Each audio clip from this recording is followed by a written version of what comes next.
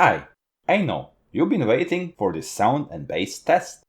For a long time now, my videos have featured these legendary JBL Northridge E100 3-way dual 10-inch floor standing speakers. But these are no ordinary JBL E100s. They have been slightly upgraded.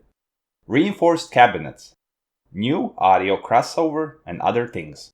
But I'll tell you more about them in another video, where we'll do a teardown of these JBL E100 loudspeakers.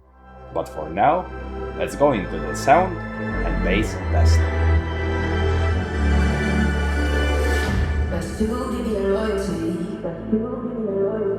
Cause I'm digging what you see. They'll be calling me